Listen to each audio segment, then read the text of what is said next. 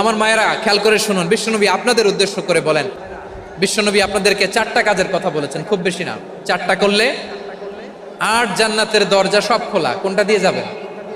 যেটা দিয়ে মনে চায়। 1 নাম্বার 5 ওয়াক্ত নামাজ। আমার বোনেরা জোহরের নামাজ পড়তে পড়তে এটা আসরে নিয়ে যায়, আসর পড়তে পড়তে এটা মাগরিবে নিয়ে যায়, এরকম আছে না নাই? সময়টাকে কাজে লাগান, ইসলামকে বুঝেন, মানেন। আপনিই পারেন আপনার ঘরটাকে জান্নাতের টুকরা বানাতে।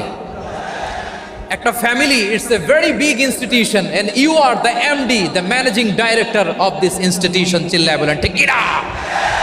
চাইলেই পারেন ঘরটারে জান্নাতের টুকরা বানাতে। 5 ওয়াক্ত সালাত, রমাদানের রোজা, নিজের চরিত্রের হেফাজত, ও আতাআত বালাহা, স্বামীর আনুগত্য। এটাতে অনেকে ভুল করে থাকে। হায় রে আমার বোনেরা, স্বামীর আনুগত্যকে এটা নিজের অপমান মনে করবেন না। আপনার স্বামী আপনার সবচেয়ে বড় গার্ডিয়ান, তিনি আপনার সবচেয়ে ভালো চায়। নারী কখনো গার্ডিয়ানশিপের বাইরে থাকতে পারে না।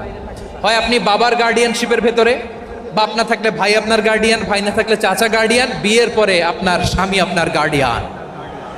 শরিয়া সম্মত স্বামীর আদেশগুলো আপনি মেনে চলবেন, কিন্তু শরিয়া বিরুদ্ধ কোনো আদেশ মানতে আপনি বাধ্য নন। এই 4টা কাজ যদি কোনো নারী করে, বিষ্ণুই বলেন জান্নাতের 8টা দরজা খোলা, তোমার যেটা দিয়ে মনে চায় সেটা দিয়ে জান্নাতে তুমি এন্ট্রি নিতে পারবা।